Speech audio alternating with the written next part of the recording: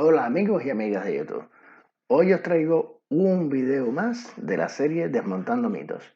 Coincidentemente con lo que está sucediendo en Cuba, a fecha de hoy, 31 de julio de 2021, resulta coincidente que allá por 1959 también hubo atrocidades que se hicieron, bestialidades que hizo la dictadura que suplantó a la otra. O sea, un mentiroso Castro que llegó mintiendo y engañando a la población, hablando de que ellos no eran comunistas, y después hicieron toda una purga al más puro estilo comunista. Bajo esta mentira pues cayeron grandes personas. La gente quería un cambio en Cuba y por eso comandantes como Camilo Cienfuegos y otros tantos eh, pelearon y apoyaron la guerra para derrocar a Batista. Pero resulta que quien suplantó a Batista era peor que Batista, porque primero empezó a hacer una gran purga. Todas aquellas personas que no comulgaban al 100% con sus criterios y sus dogmas, pues se los cargó. Pelotón de fusilamiento, la cabaña. El Che fue uno de los primeros esbirros, gatillo alegre, que se dedicó a asesinar cubanos. Pero entre las personas de aquella época hay una en particular que es de la que hoy voy a hablar. Estoy hablando nada más y nada menos que del comandante Camilo Cienfuegos. El cubano, normalmente por naturaleza, tiende a ponerle apodos a la gente en plan cachondeo. De hecho, si no lo saben y si no, lo pueden corroborar en el video que hice de Desmontando mitos sobre, en este caso, de la historia de Che, y vais a ver cuál es el origen del apodo del Che. El Che es que como él se burlaba de los cubanos y qué sé yo, pues los cubanos empezaron a hacerle cachondeo, nosotros que somos unos locos de haciéndole burla a las personas cuando queremos burlarnos. Y como los argentinos utilizan, viste, che, che, entonces ya empezaron a decirle che, che, che, y de ahí viene lo del che. El che, de hecho, es un apodo que parte de una burla. Si no lo sabían, entérense. Este apodo viene de una burla hacia él, porque él era un déspota, él era un asesino. Sí, Guevara de la Serna era un perro asesino. Y no puedo decir, porque no tengo pruebas, que él matara directamente a Camilo, pero sí estoy convencido que formó parte del complot para asesinarlo. Él, Raúl y el Che. Ellos tres. Ese trío, el trío Matamoro ese, hicieron su complot para cargarse a Camilo. No sé, los que hayan tenido la oportunidad de volar a Cuba o de volar y al salir de Cuba, hay una cosa curiosa. Me acuerdo que cuando volé a Panamá, cuando miras por la ventanilla, se ven las islas del Caribe, se ven los islotes, se ve incluso la profundidad del mar, porque es que mmm, toda la zona esa del Caribe realmente no es profunda. Casi toda la plataforma insular, que es bastante vasta, no es tan profunda como para que desde lo alto no puedas ver el fondo. O sea, prácticamente se puede ver todo lo que se haya caído o hundido, aunque se vea pequeñito, pero se puede detectar si ha habido algo. Incluso se puede ver si ha habido una mancha de combustible, de algo que cayó, pero no.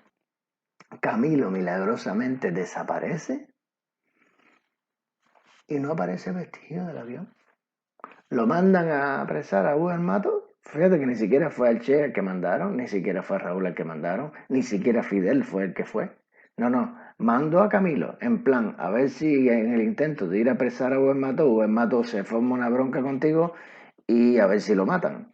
Al ver que Hugo Mato se rinde, porque confiaba en Camilo y pensaba que él iba a tener un tratamiento justo, pues ya la primera parte del plan falló. Hugo Matos no atacó a Camilo porque le respetaba y le apreciaba. No se podía justificar eso, esa muerte. Había que buscar otra forma. ya que Camilo mandó a buen mato en el tren para La Habana y Camilo después tomó un avión para regresar a La Habana, pues en ese pedazo tiene que desaparecer el avión. Y todavía a fecha de hoy, para todos los cubanos, para el 90% de los cubanos, Camilo lo desaparecieron. Camilo no desapareció. De eso, la mayor parte de los cubanos que tengan un poquito de conciencia y han leído y conocen algo de historia, ninguno se ha creído ni se ha tragado la historia de que Camilo desapareció. Es que curiosamente, yo recuerdo cuando íbamos a la escuela, la jornada Camilo Che, pero toda la puñetera jornada Camilo Che, lo único que se hacía en honor a Camilo era ir a tirar flores en el malecón. No sé si alguien se acordará de esto, pero yo fui de los niños que fueron con boina a tirar flores en el malecón a Camilo. Pero es que durante toda la jornada Camilo Che, de lo único que se hablaba era de Che, no de Camilo. De Camilo no se hablaba nada. Si acaso No, qué bueno, que ya la breve historia es ese breve pedacito y no se hablaba nada más. Cuando Camilo era una persona prominente, era una persona muy querida y apreciada por el pueblo de Cuba y fue una persona que libró batallas fundamentales que marcaron la diferencia entre el éxito o la derrota del ejército rebelde. Entonces Camilo molestaba. Camilo era un doloroso grano en el culo al cual había que desaparecer, había que quitárselo de encima. Y como cuando fue a Camagüey, Uber Mato no peleó con él y se entregó, pues había que buscar una manera de quitárselo de arriba. Y eso fue lo que hicieron. Lo desaparecieron.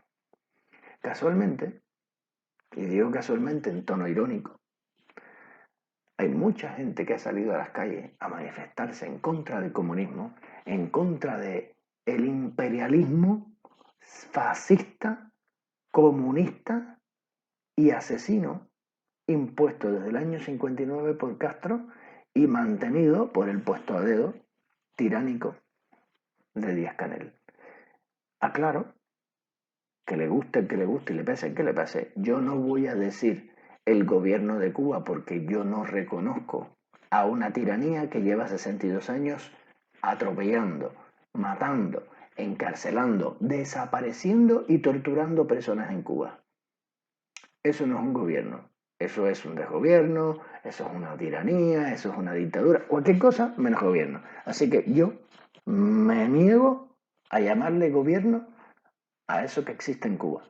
Eso es una tiranía, eso es una atrocidad, eso es una barbaridad, cualquier cosa menos esa otra palabra que parte de la democracia, parte de que se hacen unas votaciones y se escoge a la persona que va a ser líder y dirigente del Estado. En Cuba en ningún momento se han hecho elecciones. Le hicieron así, tú te vas a encargar de esto, tú de esto. Y a los otros les vas a decir tú de esto, tú de esto, tú de esto y tú de esto. Entonces, el puesto a dedo, como le llaman algunos, es un tirano, es un asesino. Sí, es un cingado también. Cualquier cosa menos presidente, nada. Presidente es la rata de Sánchez, por ejemplo, aquí en España, que será un comunista de mierda, será un descarado, un mentiroso y todo lo que tú quieras, pero salió mediante unas elecciones.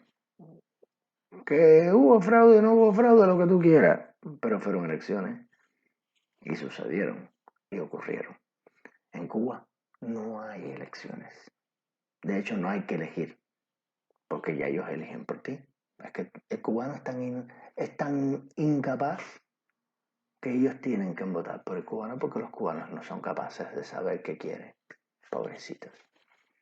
Pues han salido a las calles teniendo clarísimo que abajo el comunismo, abajo la dictadura y abajo todos los lamegulos y todos los perros asesinos y chivatones que trabajan para el gobierno. Eso quedó clarísimo. Sin embargo, pues algunos esbirros de RT y algunos otros esbirros internacionales pues se están dedicando a querer blanquear lo que ha pasado en Cuba, y lo que ha pasado en Cuba es que el pueblo se cansó. El pueblo ya no aguanta más. Y no porque no tenga medicina, no. Esos son resultados de otras cosas. de incapacidad, de inmoralidad, de robo, de atropello con el pueblo cubano y de lo poco que le importan. ¡Qué casualidad! Que el pueblo cubano estaba bloqueado para comprar medicinas y de momento ya pueden entrar medicinas porque el gobierno cubano ha abierto la posibilidad para que se puedan entrar medicinas. ¿Hay alguna parte de la peli que me perdí? No, realmente no me he perdido nada. El único bloqueo que existe en Cuba es el del PSC. El único bloqueo que existe en Cuba es el del Partido Comunista de Cuba y el de todos los esbirros, tiranos, asesinos y verdugos que existen en Cuba, dirigiendo esa isla. Esos que están en el poder haciendo y deshaciendo su antojo, como si ellos fueran dioses, porque eso es la paja mental que se hacen. Esa es la realidad. Así que nada, amigos, hoy os voy a enseñar que esto que está pasando a fecha de hoy, en 2021, julio de 2021, no es nada nuevo. Esto viene pasando desde 1959. Así que no os doy más perolata, no os doy más muelas, os dejo con el documental. No se lo pierdan y aprendan de la historia, porque la persona que no sabe y no aprende de la historia está condenado a repetirla. Entiendan eso de una buena vez, amigos y hermanos cubanos. Si quieren una Cuba diferente, si quieren algo diferente, tenemos que aprender de los errores pasados. No más líderes, no queremos más líderes, no queremos más el excremento socialista ni comunista. Queremos una Cuba libre que pueda tomar decisiones por sí misma y no 3 o 4 manipuladores que van a vivir y que están viviendo y vienen viviendo hace 62 años del sudor y el trabajo de los cubanos. Y mientras tú te revientas ahí resistiendo, sin luz, sin agua, sin comida y sin nada, ellos viven en Mercedes-Benz, paseando, dando viajes a Turquía, aquí, allá, a París, al otro lado, montando en aviones en clase A lujosa o incluso en viajes privados, en perros yates que te cagas, y el pueblo pasando hambre. Nada de eso ha cambiado desde el año 1959 hasta hoy. Ninguna de estas atrocidades, asesinatos, desapariciones tampoco son nuevas. Vienen ocurriendo desde aquella época. Así que os muestro en este documental algo que no es nuevo, que viene pasando desde que la dictadura de Castro suplantó a la dictadura de Batista. No os doy más muela, por favor, les invito a ver el documental. Nos vemos en el próximo vídeo. Chao.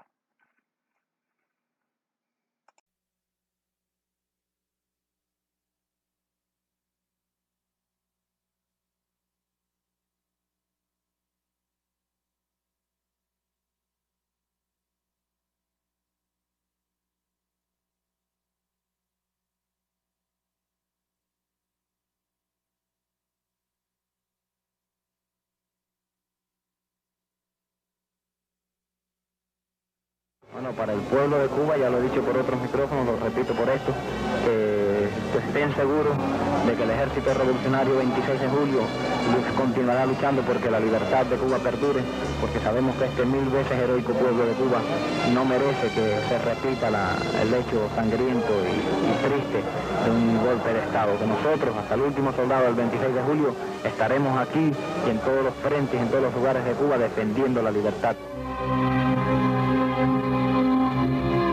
Saber por este medio a la opinión pública que en el día de ayer, 28 de octubre, a las 6:01 pasado meridiano, salió del aeropuerto de Camagüey el avión bimotor de las FARC marca Cessna 310, número 53, de 5 plazas, rumbo a La Habana, conduciendo al jefe del Estado Mayor del Ejército Rebelde, comandante Camilo Cienfuegos, quien iba acompañado por el piloto de dicho avión, primer teniente Luciano Fariñas Rodríguez, y el soldado rebelde Félix Rodríguez, los que desgraciadamente no han llegado a su destino.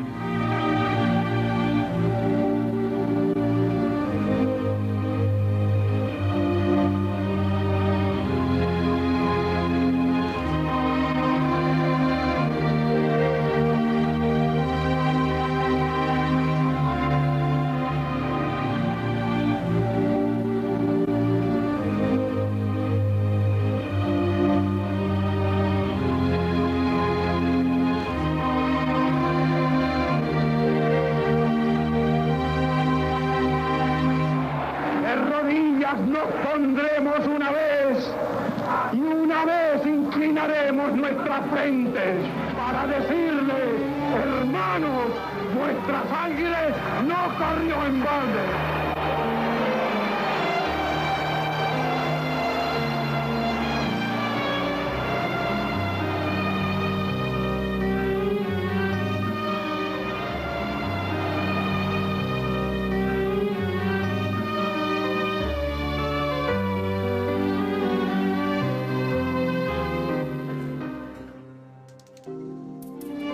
Las leyes revolucionarias tienden única y exclusivamente a favorecer al 90, al 95. Fue el último en incorporarse a la expedición del yate Granma en 1956 y el primero en entrar a la ciudad de La Habana 3 años más tarde. Camilo Cienfuegos llegó a ser uno de los hombres más carismáticos de la Revolución cubana. Su popularidad, solo comparada con la de Fidel Castro, lo ubicó como el segundo del líder del proceso insurreccional. Camilo es un incidente en la historia de Cuba, como fue Napoleón mundialmente. Tipo prácticamente desconocido, pero tenía unos méritos tremendos y se hizo. José Duarte Oropesa, historiador, fue comandante del ejército rebelde y amigo personal del comandante Camilo Cienfuegos. Crecí con él en el barrio, somos del mismo barrio, crecimos en el mismo barrio, fuimos a la misma escuela pública, con diferencia de años, porque era más joven que yo. Nunca tuvo motivaciones de ningún tipo, Camilo, desde muchacho, de revolucionaria. Che lo hace a él comandante, porque el que manda a Fidel con grado de comandante con facilidad para dar grado es al Che. Nunca Camilo tuvo funciones administrativas, ni territorios que administrar, ni estuvo en eso, pero sí era osado y era dispuesto y sobre todo muy preocupado siempre por sus tropas. Camilo Cienfuegos Gorriarán llegó a ser uno de los comandantes del ejército rebelde de mayor arraigo dentro de la guerrilla. Nació el 6 de febrero de 1932 en la barriada de La Víbora, en La Habana. Y como bien dicen los que lo conocieron, nunca tuvo inclinaciones políticas. Le gustaba la lectura, el baile y sobre todo jugar al béisbol. En abril de 1953, Camilo parte con visa de turista hacia Estados Unidos. Trabaja como indocumentado hasta que en junio de 1955 es deportado a Cuba.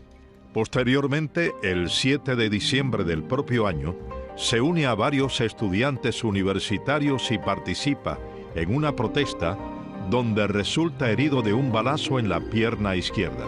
Un mes después es detenido en otra manifestación y fichado por el BRAC, el entonces Buró de Represión de Actividades Comunistas.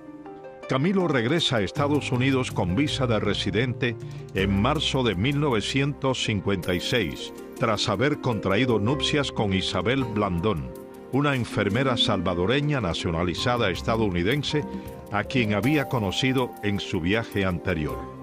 La relación se rompe en septiembre de 1956 y Camilo decide irse a México, donde posteriormente contactaría a los jóvenes del movimiento 26 de julio exiliados en la capital azteca. Tan pronto empecé a conversar con él, me di cuenta que él era de la misma edad mía aproximadamente, que era un cubanito común y corriente de cualquier esquina de barrio de La Habana, por su léxico y por su manera de expresarse y de actuar. Emilio Yufrido fue dirigente de la AAA, atacante del cuartel Goicuría en Matanzas, exiliado en México. Puso en contacto a Camilo Cienfuegos con el movimiento 26 de julio. Entonces me explicó que él quería vincularse con los exiliados políticos que a él le habían dicho en Estados Unidos, de donde él había venido a México, que en México si él se ligaba con hacía conexión con los exiliados políticos, que tenía casa y comida, que allí le daban casa y comida. Él venía con con pasaje de ida y retorno procedente de Los Ángeles y $10 en el bolsillo. Eso fue lo que él me contó. Yo cuando vi que era una persona que no tenía dobleces, que no tenía la característica de ser un infiltrado, un posible infiltrado, pues decidí tratar de ayudarlo. Eso, ya te digo, eso fue por el mes de septiembre, debe haber sido finales de septiembre del año 56, porque él estuvo muy poco tiempo realmente en la fila con Fidel, en la fila del 26, pues Fidel sale para Cuba en diciembre. En principio, Fidel Castro lo rechazó, aludiendo que apenas recibiría entrenamiento militar, pero más tarde Camilo logra ingresar al grupo. Luego de un retraso en la travesía, los 82 expedicionarios prácticamente naufragan y logran tocar tierra firme el 2 de diciembre de 1956 en un punto al sur de la provincia de Oriente, conocido como Playa Las Coloradas.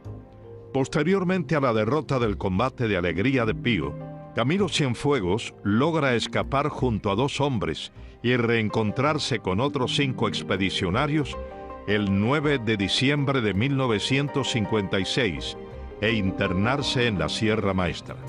A pesar de no haber recibido un buen entrenamiento militar, Camilo Cienfuegos impuso su coraje desde el primer encuentro con las Fuerzas Armadas del gobierno de Fulgencio Batista. Subí a la Sierra Maestra a finales de marzo del 57. Allí me encontré con la gente de Fidel, nos reunimos allí y comenzó la lucha. Iván Ayala fue capitán del Ejército Rebelde. Participó con Fran País en las acciones del 30 de noviembre de 1956. Combatió bajo las órdenes del comandante Camilo Cienfuegos. Camilo tenía buena capacidad de mando, mucha destreza para combatir, para dar órdenes y mucha táctica, sobre todo de combate.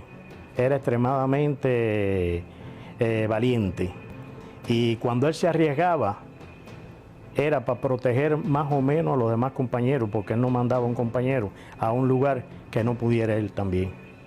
En distintas ocasiones combatimos juntos. O sea, combatimos lo que es Pino del Agua, en segundo combate Pino del Agua, combatimos en las Mercedes, en el Jigüe, donde cogimos a General Quevedo preso, en el Jigüe, donde cogimos a General Quevedo preso, en aquella época era comandante, y por último, estando junto con él, ¿no? Con último combatí con él en lo que es Casa de Piedra, que era Santo Domingo. Camilo era buen guerrero, mandaba, pero iba él. El soldado siempre mira el jefe.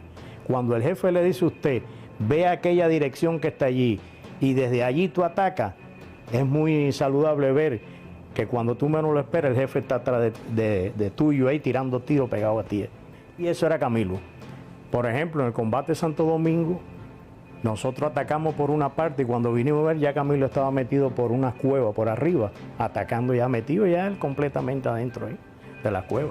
O sea, que él no solamente mandaba a los soldados, él hacía el papel de soldado también cuando había que hacerlo y casi siempre peleaba de pie. Esa era otra cosa, que en la sierra Angelito Verdecia y él eran los únicos que hacían eso de los comandantes, que peleaban ahí de pie.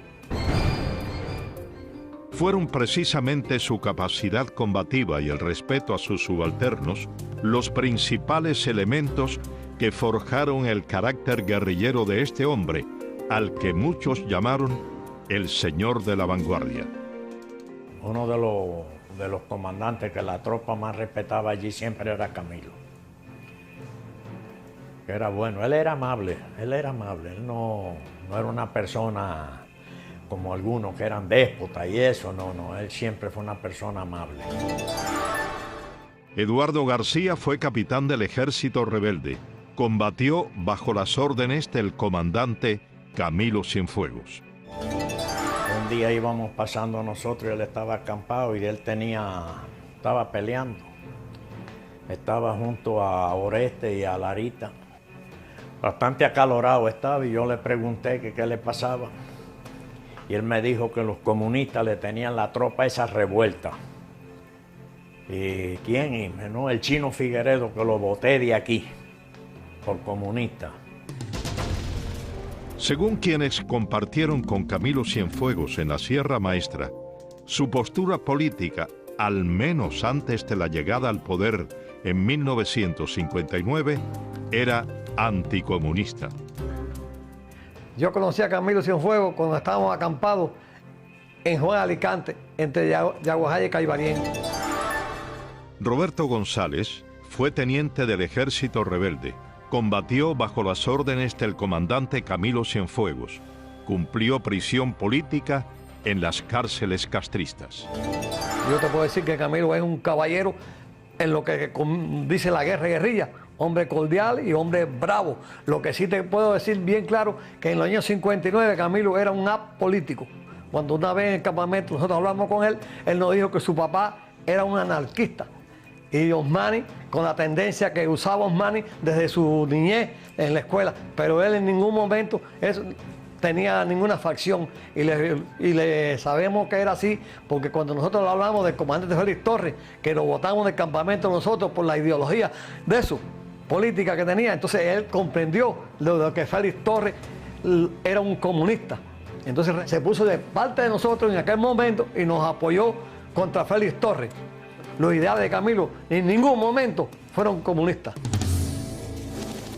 La batalla de Yaguajay, que marcó la mayoría de edad de Camilo Cienfuegos como líder guerrillero, provocó, junto con la toma de Santa Clara, la huida de Fulgencio Batista y con ello el triunfo del proceso insurreccional que dio inicio a la revolución castrista. Camilo, a diferencia de Ernesto Guevara, respetó las vidas de los prisioneros de guerra. Cuando el cuartel se rinde el 31 de diciembre, partimos para La Habana, con Camilo que iba con nosotros. Entonces, cuando llegamos al primer pueblo en Esperanza, estaban detenidos los militares que yo conocía. Entonces, personalmente yo hablé con Camilo y yo dije, ahí está Pancho Cuba, que yo lo conozco, Olivera y Moya el guardia, esa gente no se mete con nadie. Y me dijo, ¿tú estás seguro? Digo, sí, Camilo, que estás seguro. Entonces, bajo la responsabilidad de Camilo, lo soltó con un buen gesto de caballero. Camilo Cienfuegos realiza su entrada a La Habana en la tarde del 2 de enero de 1959 y, siguiendo las órdenes de Fidel Castro, toma la fortaleza de Columbia, donde radicaba el Estado Mayor del Ejército del general Fulgencio Batista. Estuve con Camilo Cienfuegos como corresponsal de guerra de la revista Bohemia en el combate de Yaguajay. Cuando terminó el combate de Yaguajay, salió la columna de Camilo para La Habana y yo iba en esa columna. Camilo iba adelante en un automóvil, yo iba detrás en un vehículo que decía Bohemia, corresponsal de guerra, y ahí yo entré a La Habana con la columna de Camilo Cienfuegos. Agustín Halle fue reportero de la revista Bohemia. Como corresponsal de guerra cubrió varias acciones del ejército rebelde, entre ellas la batalla de Yaguajay. Fue amigo personal del comandante Camilo Cienfuegos. La característica de él no era del tipo de un ideólogo, sino de acción, era un guerrillero. Y le era muy útil a Fidel Castro y él era ciego con Fidel Castro, seguía a Fidel Castro a todas partes. Y entonces el Fidel quería que él fuera el que entrara a La Habana primero. Entramos a Colombia 18 personas, el camarógrafo que yo tenía, y yo y 16 guerrilleros, Camilo y 16, y tomaron el cuartel de Colombia. 6 días más tarde llega a La Habana Fidel Castro al frente de la denominada Caravana de la Libertad. A partir de ese momento, Camilo Cienfuegos se convierte virtualmente en el segundo hombre de la Revolución cubana, lo que genera los primeros conflictos en la sucesión de mandos. Yo conocía de vista a Camilo Cienfuegos durante las manifestaciones estudiantiles contra Batista, pero en realidad cuando intimamos fue cuando yo dirigía la Radio Rebelde en la Sierra Maestra, época en que Camilo frecuentaba, nos hablábamos muchísimo, algunas veces hacíamos transmisiones, discutíamos de historia, que fue una de sus preocupaciones de siempre. Carlos Franqui es escritor y periodista. Fue director de Radio Rebelde en la Sierra Maestra y posteriormente del diario Revolución. Es autor del libro Camilo Cienfuegos. Es significativo el por qué razón Fidel Castro escogió a Camilo Cienfuegos, que estaba en Yaguajay, 100 kilómetros detrás de Guevara, que había tomado Santa Clara para tomar Colombia. Y la razón principal fue que Fidel Castro se dio cuenta de que Camilo era un personaje muy popular, muy simpático. Y tan es así que cuando llega a La Habana le hace la famosa pregunta de ¿voy bien, Camilo? Y Camilo responde, va bien, Fidel. Ahora, no hay que olvidarse que en esa época Fidel Castro se presenta como un demócrata, se presenta como alguien que va a restablecer la Constitución, como alguien que tiene un pensamiento marxiano y no como un marxista, porque Camilo nunca fue comunista. Y hay muchos testimonios de su pensamiento, incluido el artículo que escribió Ernesto Guevara después de la desaparición de Camilo, diciendo que no se le podía calificar de marxista. Entonces, es evidente que un hombre de la popularidad de Camilo, que era tenido en Cuba como el Cristo rumbero, el Cristo de los humildes, que tenía este pensamiento y este valor, no iba a aceptar una revolución comunista. Después de la toma de Colombia, pasan un tiempo y entonces a mí me pide el director de Bohemia que fuera a ver a Camilo para hacerle una entrevista.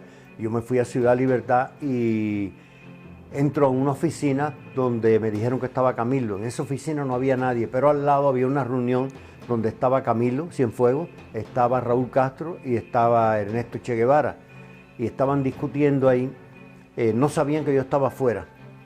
Y estaban discutiendo el problema de qué iban a hacer con los soldados del Ejército Constitucional. Entonces Camilo Cienfuegos planteaba darle trabajo en obras públicas. Y entonces Raúl Castro se opuso. Y entonces Camilo le dijo, bueno, pero si no le damos trabajo van a estar en la calle conspirando. Entonces Raúl Castro dijo textualmente, eso es lo que queremos, que conspiren para fusilarlo. Y el Che Guevara contestó, de acuerdo, yo estoy de acuerdo con esto. Entonces Camilo se oponía, bueno, ¿cómo vamos a hacer eso? Son miles. Y de pronto dice Camilo, bueno, esto vamos a hablarlo con Fidel.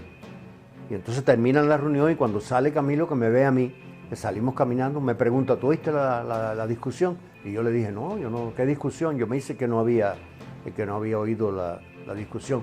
Entonces seguimos caminando y dice Mel, no, porque estoy teniendo problemas serios con Raúl Castro y con el Che. En esa discusión que tuvieron, ahí se veía que el Raúl y el Che no obedecían a Camilo. Camilo tenía un cargo más importante que ellos, porque Fidel nombra a Camilo jefe de las Fuerzas Armadas, mientras que Raúl Castro estaba de jefe del Ejército Rebelde en Oriente y el Che en la cabaña. Camilo estaba por encima de ellos. Si bien Camilo era un hombre muy necesario en los planes de Fidel Castro, debido a su arraigo y simpatía popular, no gozaba del respaldo de Raúl Castro y Ernesto Guevara, que no aceptaban que el joven comandante, que hacía apenas 9 meses era solo capitán, llegara a ser el segundo hombre de la gesta revolucionaria. A Camilo Cienfuegos lo conocí ya en Colombia, después del triunfo de la revolución, porque yo viajé con Fidel en la invasión hasta La Habana y ya Camilo estaba allí cuando llegamos a Ciudad Libertad. Carlos Castilla Mas fue capitán del Ejército Rebelde. Combatió bajo las órdenes de Raúl Castro en el Segundo Frente Oriental Fran País. Cumplió prisión política en las cárceles castristas. Hay una reunión grande que es de oficiales, pero además es de miembros del 26 que vienen de otras provincias, no es solo de oficiales allí. Eso estamos en el mes de febrero aproximadamente del año 59.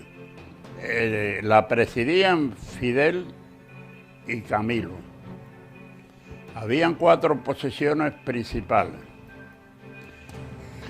Fidel Castro, Camilo en segundo, el Che en tercer lugar y Raúl en cuarto lugar.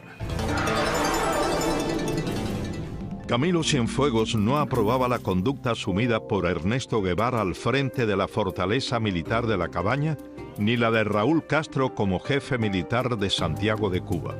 Camilo estaba en contra de los fusilamientos masivos practicados por ambos.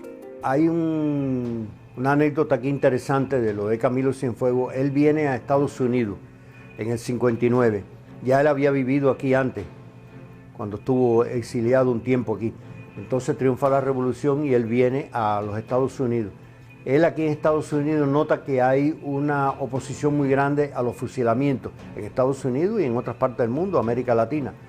Entonces, cuando él regresa, yo le oí decir que había que parar los fusilamientos que tenían Raúl Castro en Santiago de Cuba y el Che Guevara en la Cabaña. Y que Fidel estaba indeciso, que cuando estuvo aquí en Estados Unidos pues también sintió que había una oposición grande a los fusilamientos, pero que Raúl y el Che Guevara se oponían y querían que continuaran los fusilamientos, como así ocurrió. Las ideas políticas del comandante Camilo Cienfuegos estaban en franca contradicción con los postulados de Raúl Castro y Ernesto Guevara, seguidores de la doctrina comunista. Camilo tenía una columna que lo adoraba, que fue con la que hizo la invasión.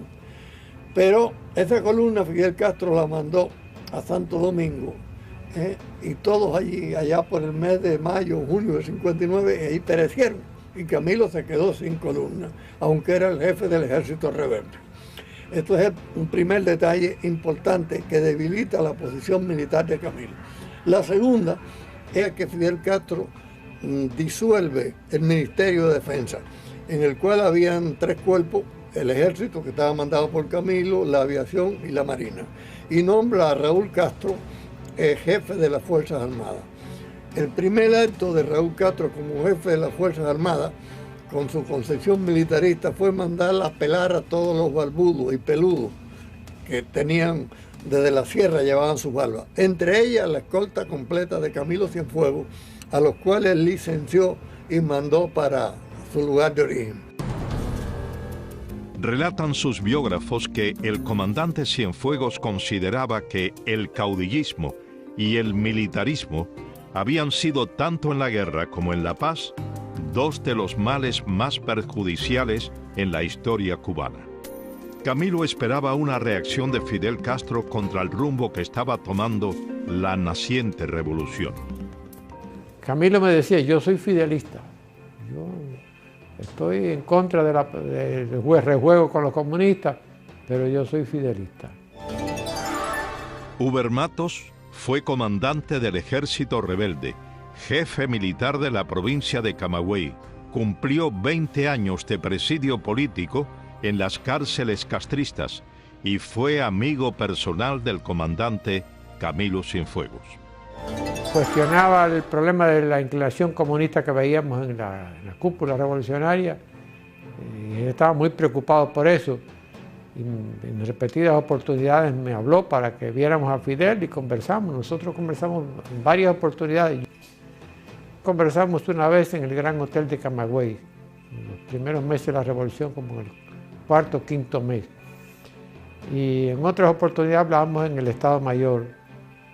Y en otra oportunidad pasó por mi casa en Camagüey y también me volvió a decir: oye, tenemos que movernos porque los comunistas se están adueñando del proceso y Fidel no acaba de decidirse. Yo en más de una oportunidad le contesté: bueno, como tú quieras, hablamos con Fidel. Y en otra oportunidad volvió y me dice: oye, esto hay que hacer algo, Digo, ¿por qué no hablamos con Fidel?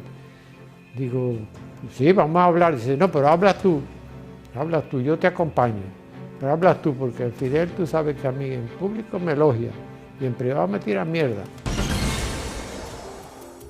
Camilo Cienfuegos, apuntan quienes le conocieron, que si bien en un principio era un ferviente seguidor de las ideas de Fidel Castro, poco después comenzó a discrepar con los métodos de gobierno que conducían a la dictadura.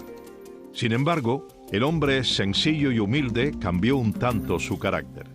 Según relatara en su libro Cuba 1959, La Galera de la Muerte, el sacerdote Javier Arzuaga, quien fuera párroco de la iglesia de Casablanca en La Habana y capellán de los fusilados en la fortaleza de La Cabaña, el propio Camilo Cienfuegos presidió en el campamento de Columbia un juicio contra Pedro Morejón, quien fue sentenciado a muerte en un proceso cuyas deliberaciones duraron apenas 10 minutos. Según sus propios compañeros de armas, este cambio de carácter llegó a reflejarse además en sus relaciones personales. Camilo cambió cuando lo hicieron jefe del ejército y ya no era el Camilo aquel en que venía a conversar con nosotros, ya era difícil conversar con él porque él ya tenía una jerarquía dentro del proceso de la guerra que él creía que era superior a la nuestra. Lázaro Asensio fue comandante de la Revolución, fue fundador del Segundo Frente Nacional del Escambray y dirigente nacional del Partido Ortodoxo. Camilo tenía diferencias con Che Guevara y eso pues se pudo comprobar en varias ocasiones. También él con Raúl Castro tuvo sus problemas y sus discusiones. Y cuando Fidel no estaba, él se mostraba crítico de Fidel Castro. Por su carácter y sus características, era un obstáculo, o podía representar un obstáculo para los planes de los hermanos Castro. Porque Camilo tenía nombre, tenía fama, tenía respaldo de pueblo. Pues, toda esa serie de cosas no la tenían los hermanos Castro y eso iba en contra de ellos. Si bien las diferencias con los hermanos Castro cobraban fuerza cada día, también cada día se acentuaba su respaldo entre la población cubana. Camilo llegó a ser considerado el líder guerrillero que mayor respaldo tenía en el pueblo. Muchos recuerdan aquella histórica aparición de Camilo Cienfuegos ante decenas de miles de capitalinos frente al antiguo Palacio Presidencial. Para decirles, hermanos, la revolución está hecha, nuestra sangre no corrió en balde. Después de ese mitin de Palacio Presidencial en el 59, que Camilo y yo salimos juntos, entonces yo le comenté, porque lo aplaudía mucho y la popularidad de él, y entonces yo le dije, Camilo, tú eres tan popular como Fidel. Entonces él hizo así, se paró, se detuvo y vamos, Camilo, juegues con eso. Ese es un problema grande que yo tengo. Camilo era una sombra para Fidel. Hay un discurso ahí que Camilo llega a mediación del discurso y cuando Fidel está hablando y cuando se asoma por el balcón, aquello se fue abajo. Camilo completamente y le ahogó el discurso a Fidel. Fidel tuvo que virarse y decir aquellas palabras que decía, voy bien, Camilo. Varios oficiales del ejército rebelde comenzaron a distanciarse del gobierno. Ya se divisaba, pasados los primeros meses, el rumbo socialista de la llamada revolución. Muchos empezaron a disentir. Unos días antes de darse el caso de allá de Camagüey con Uber tuvo allá en Colombia y fuimos a almorzar Camilo Cienfuegos, Belarmino Castilla, Aníbal, Antonio Enrique Luzón y yo. Uber leyó la carta, él hizo comentarios sobre todo el problema. Después de leer la carta se hicieron los comentarios. La lectura de la carta es para demostrar que la penetración comunista se estaba realizando en Cuba a todos los niveles. ¿No? Como nosotros ninguno habíamos luchado por esa causa, ninguno de los que estábamos allí, yo estoy seguro que eso, incluyendo a Camilo. Y no hubo una expresión de disgusto de ninguna de las partes, todo se tomó como una cosa rutinaria que ocurre en los problemas revolucionarios. Se produce uno de los sucesos de mayor importancia en el primer año de vida de la Revolución Cubana. El comandante Uber Matos, jefe militar de la provincia de Camagüey, le envía una carta de renuncia a Fidel Castro, en la cual denuncia la influencia comunista en el gobierno. Castro de inmediato monta una campaña difamatoria contra Matos. Alude a una supuesta sublevación militar y el 21 de octubre de 1959 envía a Camilo Cienfuegos con un puñado de hombres a arrestarlo y tomar el regimiento militar de Camagüey. Camilo fue como con 20 hombres, armados con fusiles automáticos, bazooka y todo un despliegue. Cuando él llegó al aeropuerto se encontró allí con el jefe de mi escolta, el teniente José Martí Ballester. Él le dice, bueno, Uber me mandó a ponerme las órdenes suyas, así que si usted va a entrar al regimiento yo tengo que ir adelante, porque por cuestión de seguridad. Fue él solo caminando hasta la puerta de mi casa donde yo estaba, y a la gente de él la retiró, la dejó fuera. Entró y me dice, bueno, vengo como abochornado, porque yo nunca hubiera querido cumplir una misión de esta naturaleza, etcétera, etcétera. Abochornado propiamente, ¿no? Y con la cara osca y diciendo, estoy en una misión que nunca hubiera querido cumplir. Tú sabes que nosotros nos respetamos, nos estimamos, nos queremos, y yo sé quién eres tú y esto, y ahora me mandaron aquí a que te arreste, a que me entregues el mando. No sé, no entiendo esto, pero por encima de todo vengo como asqueado, ¿no? En la misión, pero tengo que cumplirla. Y entonces yo le dije, ¿sabes que te mandaron aquí para que mi gente te matara? Me mandaron a arrestarme para que mi gente te matara. Porque si yo no tomo las precauciones, cuando tú entres aquí te balean, a ti o al que hubiera entrado aquí a arrestarme. La tropa está insultada porque se han pasado como 3 horas diciéndole hijo de perra, traidores, canalla, bribones. No tengo la menor duda de que ellos estaban, primero, sabían que yo iba a renunciar. Sabían que yo iba a renunciar. Y estaban preparando el escenario para cuando yo renunciara, arrancarme la cabeza a mí y de paso, pues, matar a Camilo y echarme a mí la culpa. No existía tal sublevación. El comandante Uber Matos se entrega y pone a sus hombres bajo las órdenes de Camilo, rompiendo de esta forma lo que muchos críticos consideran que fue un plan orquestado por Fidel Castro para deshacerse de los 2 comandantes rebeldes. Una vez subsanado el incidente, Camilo Cienfuegos ofrece una conferencia de prensa en la ciudad de Camagüey. Yo abro el programa diciendo que Camagüey estaba viviendo un momento de expectación y que para hablarle sobre eso estaba allí el comandante Camilo Cienfuegos y con la misma le di la palabra. Cebrián de Quesada fue el periodista que moderó la última conferencia de prensa que ofreció Camilo Cienfuegos en la ciudad de Camagüey antes de desaparecer. En la conferencia de prensa, Camilo dice que le informaron que Camagüey estaba revolucionado, que Uber Matos se había alzado contra el gobierno y que había una situación difícil allí, y por ese motivo es que él va a Camagüey a detener a Uber Matos, pero que decidió enviarlo con una escolta al ver que no era así como le habían dicho, y que entonces se fue a Santiago de Cuba, que tenía otros problemas allí. ¿Por qué razón Fidel Castro, al mandar a detener a Uber Matos después de la discusión de Palacio, por qué escoge a Camilo Cienfuegos en vez de haber escogido a Ramiro Valdés, que se ocupaba de la policía, u otro? Pues para mi parecer hay 2 razones. Los únicos 2 comandantes que no tienen origen moncadista son Camilo Cienfuegos y Uber Matos. Los 2 enormemente populares y Camilo el más popular de todos.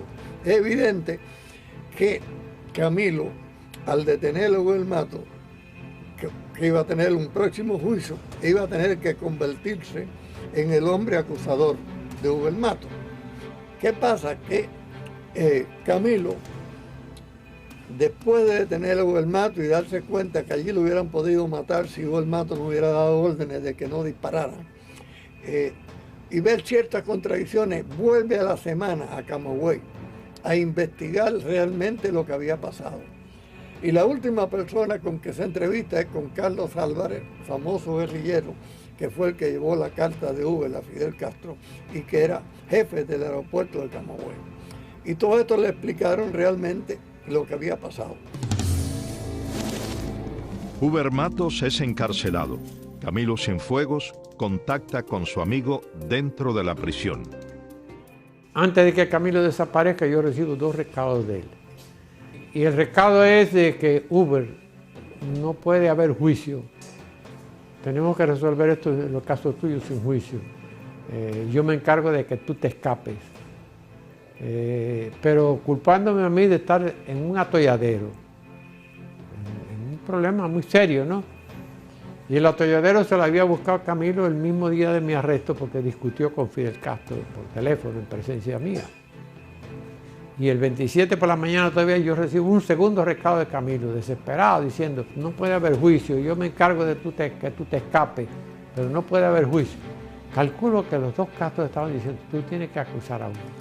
Tú tienes que acusar a Uber de inventar cualquier cosa, pero tú tienes que acusar a Uber de que te ha invitado a conspirar, algo así. Y Camilo sabía que no lo podía hacer. Que no lo podía hacer. Uno, porque él me conoce y sabe que si me acusa, yo le digo, bueno, pero te has acobardado si tú me hablaste a mí 10 veces de que había que evitar que la revolución se vaya al comunismo y que hay que hacer esto y hay que hacer lo otro. El caso es que insistía como un pobre trastornado. Tienes que fugarte. No puede haber juicio. Cuando se da la noticia de Uber Matos, yo estaba por la zona del Escambray y iba a ir para La Habana. Y al llegar a Santa Clara, me dicen que Camilo Cienfuegos estaba en el Hotel Modelo en Santa Clara, en la calle Maceo. Y allí entonces yo le preguntaba por lo de Uber Matos. Y entonces me dijo, esto es casi textual, en la forma que me contestó. Me dijo, bueno, el problema de Uber Matos es que Raúl Castro dice que hay que fusilarlo. Porque Uber Matos ha planteado el problema anticomunista y en el ejército. Y aquí el que es anticomunista es contrarrevolucionario. Y el que es contrarrevolucionario, paredón. Era la misma tesis que estaban planteando en el periódico Revolución. El 28 de octubre, el comandante Camilo Cienfuegos realiza una escala aérea en la ciudad de Camagüey y posteriormente comienza la gran incógnita. ¿Qué pasó con el carismático guerrillero? Las 48 horas finales de la vida de Camilo son cruciales en la historia de la Revolución Cubana. Primero, porque ha tenido el problema personal con Raúl Castro acerca de los mandos. Fidel ha puesto a Raúl en el puesto de tabernilla de jefe del Estado Mayor Conjunto. Y entonces ha eliminado del grupo que se titulaba camilista a los principales mandos. ¿Qué hace entonces Camilo? Trata de venir para La Habana para aclarar su posición. ¿Por qué le han hecho eso? Entonces queda la duda. Si es que Raúl lo ha matado, si Fidel tiene el pensamiento que Raúl lo haya hecho o que Camilo haya desertado. Varios estudios apuntan que las coincidencias de los hechos ocurridos en los minutos posteriores al despegue del Cessna 310 del aeropuerto Agramontino hacen posible presumir la existencia de un complot para aniquilar al señor de la vanguardia. El piloto de la aeronave, Luciano Fariñas Rodríguez, tenía más de 2000 horas de vuelo y vasta experiencia tripulando el modelo de avión que lo transportaba, razón por la cual la hipótesis de un posible error humano es muy frágil. Según el Archivo Meteorológico Nacional, durante las horas en que supuestamente ocurrió la tragedia, el estado del tiempo era bueno, o sea, la probabilidad de una turbulencia aérea era mínima. Según el reporte de vuelo del aeropuerto de Camagüey, a 4 minutos de haber partido el Cessna 310, despegó un caza británico tipo Sea Fury con su cañón de 20 milímetros desenfundado. Testigos presenciales corroboran la posibilidad del citado plan. Jorge Enrique Mendoza Reboredo va al aeropuerto cuando regresa Camilo, que hacen una parada técnica en el aeropuerto de Camagüey, y le dice desde lejos, hay un telegrama que dice el comandante Fidel que no vaya para La Habana, que vaya para las villas, que Félix Torres tiene problemas en las villas. Fidel, el Che, Raúl, mandaron a buscar a Félix Torres, jefe del regimiento de las villas, para combinar la muerte en el aire de Berbato y de Camilo. Pero le falla el caso cuando Camilo, en vez de llevarlo preso, se va a Oriente, con el pretexto de que tiene que resolver problemas del ejército, porque era jefe del ejército Camilo en Oriente. Otros reportes apuntan a una serie de fallecimientos que, sin lugar a dudas, están enormemente relacionados con la supuesta desaparición. El piloto del Sea Fury, que despegó poco después que lo hiciera la avioneta de Cienfuegos, desapareció. El mecánico de aviación, que reportó que el caza de fabricación británica traía a su regreso la ametralladora completamente descargada, murió ese mismo día, cuando un automóvil lo atropelló. Un pescador que declaró que había visto que un avión caza atacaba una avioneta fue conducido a La Habana con el pretexto de ampliar las investigaciones. Y nunca más se supo de él. El comandante Cristino Naranjo, amigo personal de Camilo, que había iniciado una investigación al respecto, fue baleado a la entrada del campamento de Columbia y meses después, el victimario, el capitán Manuel Beatón, fue fusilado por el régimen castrista. Para comenzar, Fidel Castro dice que él se enteró 24 horas después. Eso es algo que nadie se puede creer. Además, que esa búsqueda que duró muchos días, Revolución tenía dos reporteros allí, el escritor Guillermo Cabrera Infante y el fotógrafo Jesse Fernández, los cuales me contaban sorprendidos que después de la búsqueda de cada día, Fidel Castro se iba a la isla de Toriguanó o a otro sitio y le tiraba tiros a las vacas, enlazaban, hacía una especie de comelate como una fiesta. Y cuando salía a la televisión ya ponía la cara dramática. Pero la impresión que daba es que Camilo no iba a aparecer, porque él sabía que realmente no iba a aparecer.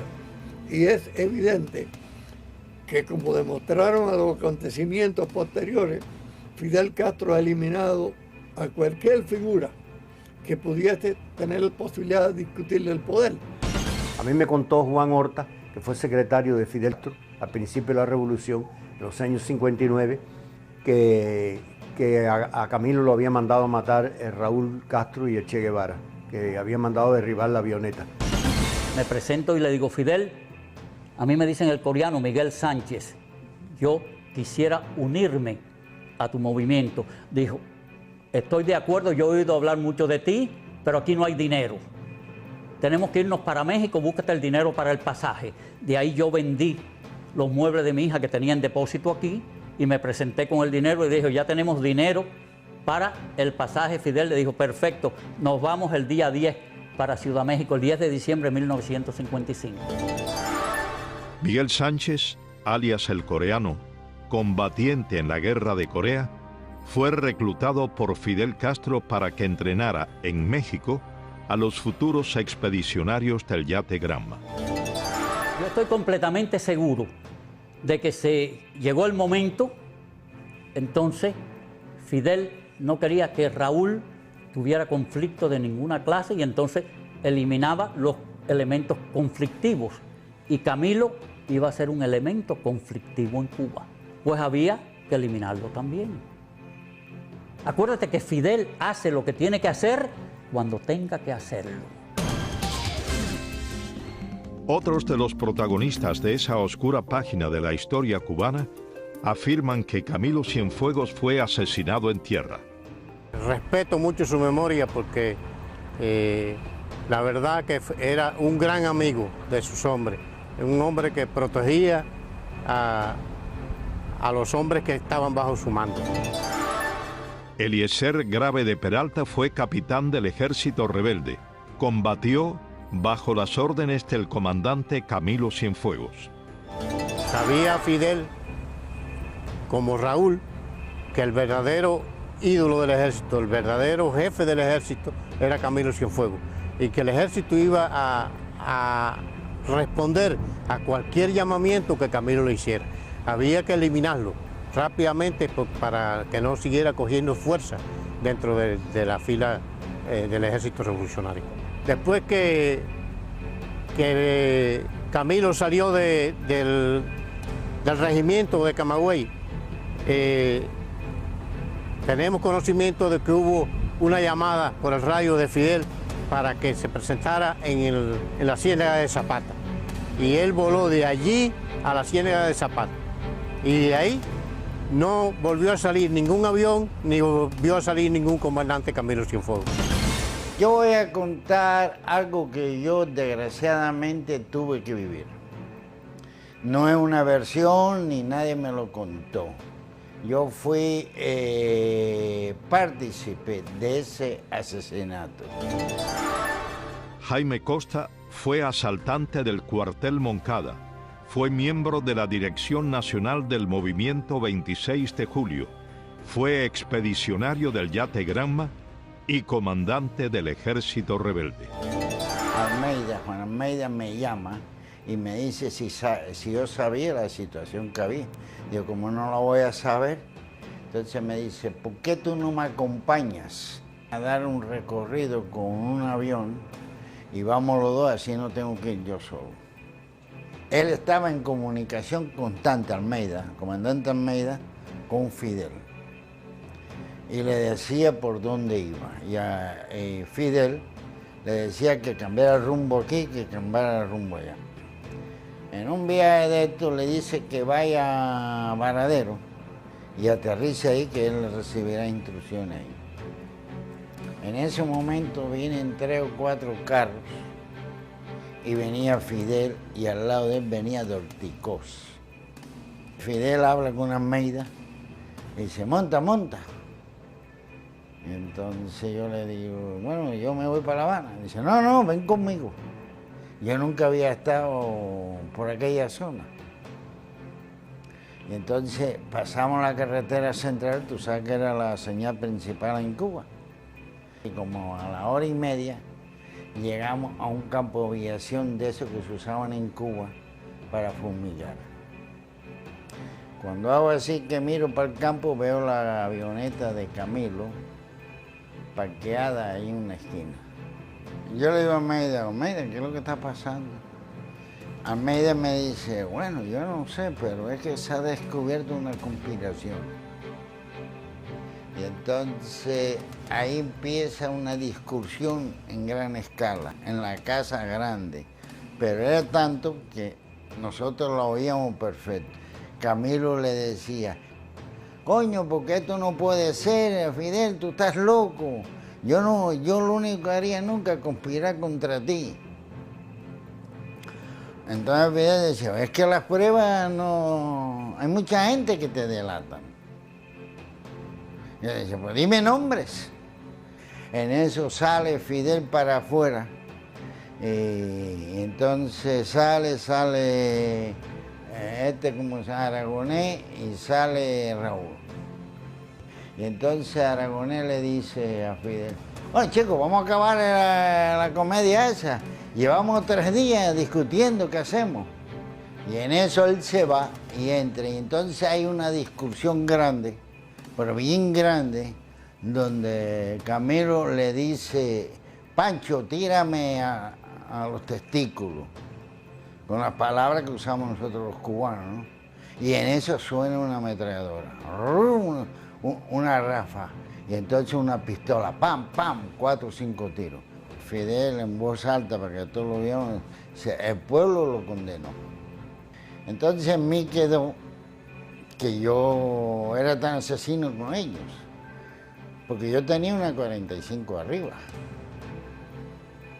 Yo podía haber ido a la defensa de él, pero son las indecisiones del momento. Hoy en día, cada rato pienso por qué no lo hice.